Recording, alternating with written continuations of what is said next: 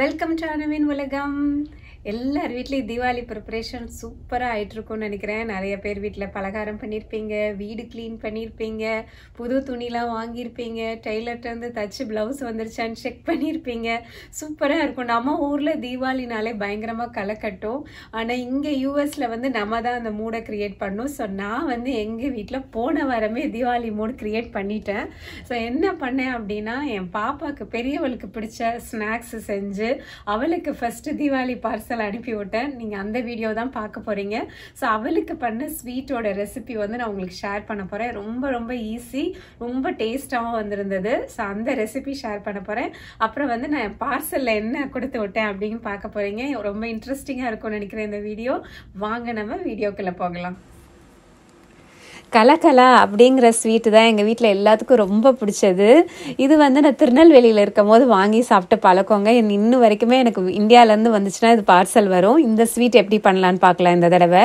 So ஒரு class பவுலில் 4 spoon ஜீனி, அதாவது நான் டேபிள் ஸ்பூன் எடுத்திருக்கேன். நீங்கள் எந்த ஸ்பூன் எடுத்திருக்கீங்களோ அதுதான் அளவு எல்லாத்துக்குமே. நான் டேபிள் ஸ்பூன் கணக்கு பண்ணுறேன். ஸோ 4 ஸ்பூன் ஜீனி போடுறேங்க. இந்த ஸ்வீட் ரொம்ப இனிப்பாக இருக்காது, மைல்டாக தான் இருக்கும். அதே டேபிள் ஸ்பூன் வச்சு 2 டேபிள் ஸ்பூன் நெய். நான் நெய் காலையில் உருக்கி ஆற வச்சுருந்தேன். நல்லா கெட்டியாக இருக்குது பாருங்கள். கலரே பார்த்திங்களா நல்லா மஞ்சளாக இருக்குல்ல. ஸோ நல்ல நெய். ஸோ அது 2 டேபிள் ஸ்பூன் எடுத்துக்கிட்டா போதும், ரொம்ப கூட தேவை கிடையாது, அவ்வளோ போதும். ஸோ இந்த நெய்யையும் ஜீனியையும் நம்ம நல்லா மிக்ஸ் பண்ணி விட்டுக்கணும். அதாவது ரெண்டுமே நல்லா உங்களுக்கு கலந்துருக்கணும். நெய்யும் ஜீனியும் அது மாதிரி நல்லா மிக்ஸ் பண்ணி விட்டுக்கோங்க. இது ரொம்ப ரொம்ப இம்பார்ட்டண்ட்டு. இப்படி மிக்ஸ் பண்ணுறதுக்குள்ளே நீங்கள் அடுப்பில் பாத்திரத்தில் ஒரு டம்ளர் தண்ணி சூடு பண்ண வைங்க. நல்லா கொதிக்கணும் அந்த தண்ணி. ஸோ சூடாகிட்டு இருக்கும். அதுக்குள்ளே இங்கே என்ன பண்ணுறேன்னா, இந்த ஜல்லடையில் 2 கப்பு மைதா மாவு. இந்த ஸ்வீட்டு மைதா மாவில் தாங்க பண்ணணும், அப்போ தான் நல்லா வரும். ஸோ 2 கப்பு மைதா மாவு போடுறேன். அதோட இந்த பேக்கிங் சோடா ஒரு பிஞ்சு தான் போடணும், நிறையா போடக்கூடாது. ஏன்னா இந்த கலக்கலா வாயில் போட்டவுடனே கரைஞ்சி போயிடணும், அது மாதிரி இருக்கணும். ஸோ அதுக்காண்டி நம்ம கொஞ்சோண்டு பேக்கிங் சோடா, ஒரு பிஞ்ச் அப்படி சொல்லுவாங்கள்ல, அந்த அளவு தான். அதை போட்டுட்டு நம்ம இந்த மாவை நல்லா ஜலிச்சுக்கணும். ஒரு 2 தடவை ஜலிச்சுக்கோங்க. ஏன்னா அந்த பேக்கிங் சோடா மாவு எல்லாம் உங்களுக்கு கலந்து நல்லா ஈவனாக கலந்துரும். அதனால் நான் எப்பயுமே ஜலிச்சிடுவேன். நான் ஒரு 2 வாட்டி ஜலிச்சுக்கிட்டேன். இப்போ அந்த குருணையெல்லாம் நீங்கள் தூக்கி வெளியில் போட்டுடலாம். லாஸ்ட்டாக வரும் பார்த்தீங்களா, அதை நீங்கள் தூக்கி வெளியில் போட்டுடலாம். ஸோ நம்ம ஜலிச்சு எடுத்து வச்சாச்சு. அப்புறம் இங்கே சுடுதண்ணி எனக்கு ரெடி ஆயிடுச்சு. ஒரு டம்ளரில் பாருங்கள், நல்லா சூடாக இருக்கணும் தண்ணி, அது ரொம்ப ரொம்ப முக்கியம். ஸோ அந்த சுடுதண்ணியை தான் நம்ம அளந்து இதுக்கு ஊற்ற போகிறோம். இந்த நெய் ஜீனி கலவையில் 3 ஸ்பூன் ஊற்றுங்க, போதும் அதுவே. இப்போ உங்கள் மாவுக்கு கொஞ்சம் தண்ணி கூட தேவைப்பட்டுச்சுன்னா இன்னும் 1 ஸ்பூன் எக்ஸ்ட்ரா இருந்தாலே போதுமாக இருக்கும். எனக்கு 3 ஸ்பூனே கரெக்டாக இருந்துச்சு. ஊற்றிட்டு நல்லா கரைச்சிருங்க. அதாவது அந்த ஜீனி கரைஞ்சிடணும் உங்களுக்கு. நான் இதை மிக்சிலலாம் அரைக்கல பாருங்கள் ஜீனிலாம். ஸோ இது நல்லா நீங்கள் இந்த சுடுதண்ணியில் இப்படி மிக்ஸ் பண்ணிங்கனாலே உங்களுக்கு நல்லா கரைஞ்சிரும் சுகரு. ஒரு நிமிஷம் நீங்கள் விட்டுட்டிங்கன்னா நல்லா கரைஞ்சி ரெடியாக இருக்கும். ஸோ இது ரொம்ப ரொம்ப முக்கியம். இந்த கலக்கலா செய்யும் போது நீங்கள் இந்த பார்ட்டை மிஸ் பண்ணிடாதீங்க. ஸோ நல்லா கலந்து விட்டுக்கோங்க. அதுக்கப்புறம் நம்ம ஜலிச்சு வச்சுருக்கோம் பார்த்தீங்களா மாவு, அதை நேராக இதில் கொட்டிட வேண்டியதாங்க. கொட்டிட்டு நீங்கள் ஒரு ஸ்பூனை வச்சு கிண்ட வேண்டிதான். ஸோ அது கிண்டினீங்கனாலே உங்களுக்கு அந்த டோ மாதிரி, அதாவது என்ன சொல்கிறேன்னா சப்பாத்தி மாவு மாதிரி உங்களுக்கு கிடைக்க ஆரம்பிச்சிரும். ஸோ நீங்கள் என்ன பண்ணுங்கள், ஒரு ஸ்பூனை வச்சு ஒரே டைரெக்ஷனில் அப்படியே கிண்டிகிட்டே வாங்க. உங்களுக்கு நல்லா ஒட்ட ஆரம்பிச்சிடும் ஒன்றோட ஒன்று. ஏன்னா உங்களுக்கு நல்லா நெய் சுடுதண்ணி எல்லாம் இருக்கிறதுனால உங்களுக்கு எக்ஸ்ட்ராவாக தண்ணி தேவையே படாது. அப்படியே வேணும்னா கூட நீங்கள் அந்த டேபிள் ஸ்பூன் வச்சு பார்த்து விடுங்க, ரொம்ப விட்டுறாதீங்க. ஸோ எனக்கு நான் ஊற்றின அந்த 3 டேபிள் ஸ்பூனே எனக்கு சரியாக இருந்துச்சு. நான் இங்கே மைதா மாவு என்ன பிராண்ட் வாங்குவீங்கன்னா, கிங் ஆர்த்தர் அப்படிங்கிற பிராண்ட். இது அட்வர்டைஸ்மெண்ட்லாம் கிடையாது, யூஎஸில் நான் வாங்குகிற பிராண்ட் சொல்கிறேன். அதில் நல்லா இருக்குங்க மைதா மாவு. நான் அதில் தான் வாங்கியிருக்கேன். ஸோ இப்போ நமக்கு அந்த சூடு தாங்குற அளவு வந்ததுனால நான் கையை வச்சு பிசைய முடியுது. இதை நல்லா நம்ம பிசைஞ்சிக்க போகிறோம். ஸோ இதை நல்லா பிசைஞ்சிட்டிங்கன்னா அவ்வளோதான், உங்களுக்கு இந்த சப்பாத்தி மாவு மாதிரி கிடச்சிரும். அப்புறம் இதை நம்ம தேய்ச்சி கட் பண்ணி போடணும், அவ்வளோதான். ஸோ இப்போ 2 கப்புக்கு பார்த்தீங்கன்னா இவ்வளோ தான் கிடைக்கும் உங்களுக்கு மாவு. ஸோ நான் என்ன பண்ணேன் அப்படின்னா 2 தடவை இதே மாதிரி பண்ணிக்கிட்டேன். எனக்கு வந்து நிறையா பண்ணுறதுக்கு அளவு வராது. அதனால் எப்பயுமே நம்மளாம் பிகினர்ஸாக இருக்கிறதுனால சின்ன குவான்டிட்டியே நீங்கள் 2 தடவை கூட நீங்கள் ரெடி பண்ணிக்கலாம். ஸோ நான் அந்த மாதிரி தான் பண்ணேன். இந்த இதை ஒன்றை ரெடி பண்ணிவிட்டு இதே மாதிரி நம்ம இன்னொன்றும் ரெடி பண்ணிக்கலாம் அப்படின்னு நினச்சேன். இப்போ இது பாருங்கள், நல்லா உங்களுக்கு கரெக்டாக சாஃப்டாக இருக்குது. ஸோ இது வந்து தான் கரெக்டான பதவங்க, உங்களுக்கு ஈஸியாக இருக்கும். ஸோ நான் இது மாதிரி நான் சொன்னேன்ல 2 பேட்ச் நான் பண்ணிக்கிட்டேன். ஏன்னா நமக்கு வந்து பாப்பாவுக்கு கொடுத்து விடுறது கொஞ்சம் வேணும் இல்லையா, அதனால. ஸோ இது வந்து ரொம்ப ஈஸி. இந்த பாட்டு முடிஞ்ச உடனே நீங்கள் வந்து சப்பாத்தி கட்டையில் தேய்க்க வேண்டியதான். நான் என்ன பண்ணேன்னா ஒரு பால் எடுத்துகிட்டு 4ஆக பிரிச்சுக்கிட்டேன். ஸோ நீங்கள் வந்து இந்த மாதிரி பண்ண ஆரம்பிக்கும் போதே நீங்கள் சைடில் வந்து பார்த்தீங்கன்னா ஸ்டவ்வில் எண்ணெய் சட்டி வச்சுருங்க. ஏன்னா எண்ணெய் வந்து லோவில் தான் இருக்கணும், மீடியம் லோ. இப்போ பாருங்கள், நான் 4ஆக பிரிச்சுட்டேன். அதே மாதிரி அடுப்புலேயும் வந்து எண்ணெய் சட்டி நான் வச்சுட்டேன், மீடியம் லோவில் வச்சுருக்கேன். அது பாட்டுக்கு அங்கே காஞ்சிட்ருக்கோம். அதுக்குள்ளே நம்ம வந்து இதை வந்து இப்படி தேய்ச்சிட்டு டைமண்டாக கட் பண்ண வேண்டியதான். உங்களுக்கு என்ன சைஸ் வேணுமோ.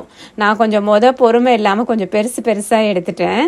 பட் நீங்கள் வந்து கொஞ்சம் குட்டி குட்டியாக கூட பண்ணலாம். நான் பார்த்தீங்கன்னா அப்புறம் வந்து கொஞ்சம் குட்டி குட்டியாக பண்ணலான்னு நினச்சேன். ஆனாலுமே எனக்கு வந்து இந்த பெரிய பீஸாக தான் எனக்கு வந்துச்சு கட் பண்ணுறதுக்கு. ஸோ ஈஸியாக தாங்க இருந்துச்சு. நம்ம வந்து தேய்ச்சி இந்த மாதிரி தனித்தனியாக ஒட்டாமல் ஒரு 2-3 பிளேட்டில் எடுத்து வச்சுக்கோங்க. நீங்கள் இதெல்லாம் பண்ணுறதுக்குள்ளே உங்களுக்கு எண்ணெய் வந்து காஞ்சி ரெடியாக இருக்கும். ஸோ அதுதான் வந்து இங்கே வந்து நம்ம வந்து சைட் பை சைடு வேலை பார்க்கணும். நான் வந்து எவ்ரிடே ஒர்க்கிங் டே வேலையெல்லாம் முடிச்சு டின்னர்லாம் முடிச்சுட்டு தான் ஸ்நாக் பண்ண ஆரம்பித்தேன். இந்த திக்னஸ் பார்த்தீங்களா, அந்த திக்னஸ் நான் எடுத்துக்கிட்டேங்க. ஏன்னா உங்களுக்கு வந்து அது சாப்பிடும் போது நல்லா கிடைக்கும். ஒரு 10 சாப்பிட்டாலுமே வயிறு நிறைஞ்ச மாதிரி இருக்கும். இப்போ பார்த்தீங்கன்னா எனக்கு வந்து எண்ணெய் காஞ்சிருச்சு. இப்போ போட்ட உடனே பாருங்கள், உங்களுக்கு வந்து அதுவாக பபிள் ஆகி மேலே எலும்பி வந்துடும். அதுதான் வந்து அந்த எண்ணெய் கரெக்டாக காஞ்சிருக்கா அப்படின்னு நம்ம பார்க்குறதுக்கு. ஸோ எனக்கு நல்ல எண்ணெய் காஞ்சிருச்சு. அதனால் நான் வந்து ஒரு 5-6 போட்டுட்டேன் ஒரே நேரத்தில். ஸோ போட்டுட்டு அதை வந்து நல்லா பொன்னிறமாக எடுக்கணுங்க. அது வந்து பொறுமையாக தான் பண்ணணும். ஏன்னா ஹீட் வந்து மீடியம் லோவில் தான் இருக்கும். எப்பயுமே வந்து ஹீட்டை கூட்டாதீங்க. ஸோ அந்த லோ ஹீட்லேயே வந்து நீங்கள் பண்ண ஆரம்பிங்க, உங்களுக்கு கரெக்டாக வரும். நல்லா வந்து மொறுன்னு வாயில் போட்டவொடனே நல்லா கரைஞ்சி போகிற மாதிரி ஃப்ளேவர் வரும். ஸோ இந்த கலக்கலா வந்து நான் சின்ன பிள்ளையில் தென்காசியில் நான் எங்கள் பாட்டி வீட்டுக்கு போகும்போது வாங்கி கொடுப்பாங்க எங்கள் பாட்டி. எனக்கு ரொம்ப பிடிச்ச ஸ்வீட்டு.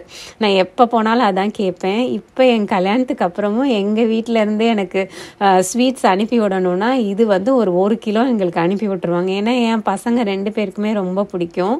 அதனால் இது வந்து இந்த மெத்தடில் பண்ணால் நமக்கு வந்து நல்லா கரெக்டாக வரும், சூப்பராக இருக்கும். ஸோ தீபாவளிக்கு நான் வந்து இந்த மாதிரி பிள்ளைங்களுக்கு பிடிச்ச ஸ்வீட்ஸு ஸ்நாக்ஸ்லாம் பண்ணணுன்னு எனக்கு ரொம்ப பிடிக்கும். அது என்னமோ அந்த ஃபெஸ்டிவல் மூடு வரும்போது தான் நான் செய்வேன். பாருங்கள், அந்த லோ மீடியமில் தான் வச்சுருக்கேன் நான் ஹீட்டு. அது பார்த்தீங்கன்னா அந்த கலர் பாருங்கள், அந்த ஒரு பொன்னிறமாக வந்துருச்சு பாருங்கள். வந்தோடனே நீங்கள் எடுத்துருங்க. ஏன்னா அந்த ஹீட்லேயே உங்களுக்கு வந்து இன்னும் குக் ஆகிட்டு தான் இருக்கும். அதனால் ஓரளவுக்கு அந்த பொன்னிறமாக வரவும் எடுத்துருங்க வெளியில். ஸோ அவ்வளோதாங்க இதோட டெக்னிக், கலகலா டெக்னிக். நான் அதே மாதிரி ஃபுல்லாக நம்ம போட்டு வச்சுருந்த பேட்ச் ஃபுல்லாக போட்டேன். நல்லா ஒரு 1.5 மணி நேரம் ஆயிடுச்சு. ஏன்னா 4 கப்பு மாவு நம்ம சுட்டு எடுத்துருக்கோம் இல்லையா. ஸோ வந்து ஒரு அட்லீஸ்ட் 12 மணி ஆயிருக்கும்னு நினைக்கிறேன். நான் முடிக்கும் போது டைம் கூட பார்த்தேன்னு நினைக்கிறேன். கரெக்டாக பார்த்தீங்கன்னா ஒரு 12 o'clock ஆகிடுச்சு. நல்லா அந்த பெரிய பைரக்ஸ் பவுல் ஃபுல்லாக எனக்கு வந்து கிடச்சிச்சு. அட்லீஸ்ட் ஒரு 100 கலக்கலாவாவது இருந்திருக்கும் பீஸு. அதனால ஸ்வீட் வந்து ரெடி ஆயிடுச்சு.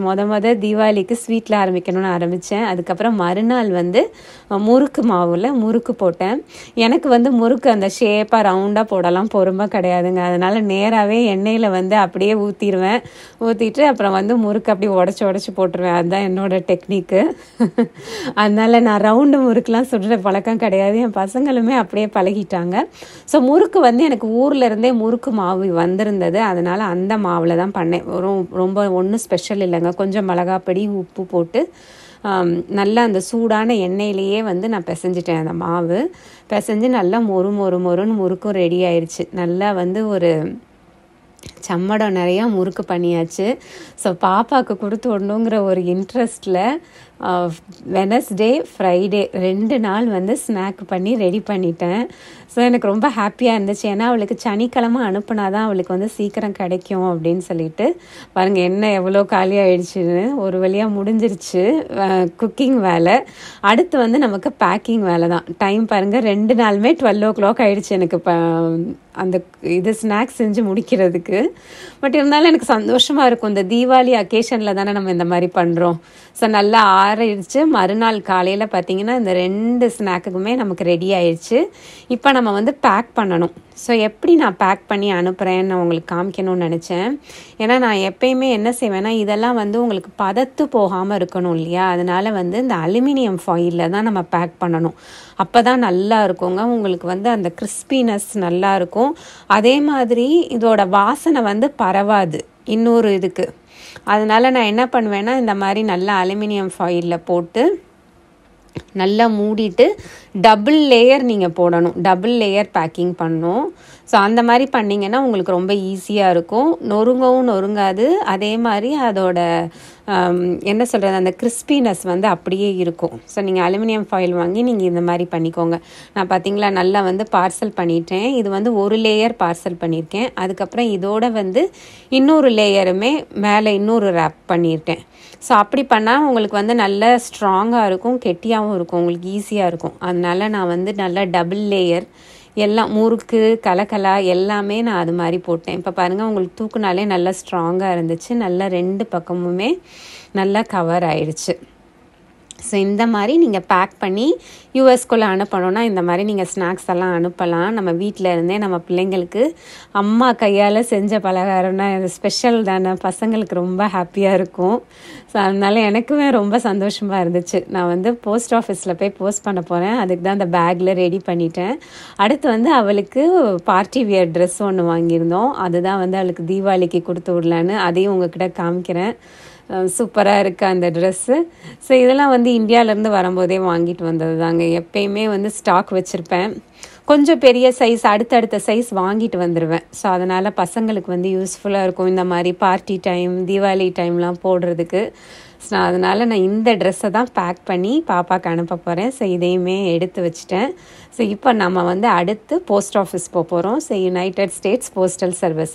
இங்கே வந்து இந்த ஃப்ளாட் ரேட் பாக்ஸ் அப்படின்னு ஒன்று வச்சுருக்காங்கங்க. 3 இருக்கும். நான் வந்து மீடியம் எடுத்திருக்கேன். ஸ்மால் மீடியம் பிக் இருக்குது. இது வந்து ஒரே ரேட்டு தான், $16 ஒரு ரேட்டு. ஆனால் இந்த டப்பாக்குள்ளே நீங்கள் எவ்வளோ நாளும் வச்சுக்கலாம். வெயிட்டு பார்க்க மாட்டாங்க. எனி வெயிட்டுன்னு போட்டிருக்காங்க பார்த்தீங்களா. ஸோ வெயிட்டு பார்க்க மாட்டாங்க. நான் எதுக்கு இது செலக்ட் பண்ணேன் அப்படின்னா பாப்பாவோட ட்ரெஸ்ஸு வைக்க போகிறோம். அதே மாதிரி ஸ்நாக்ஸுமே அதில் வந்து வைக்க போகிறோம்.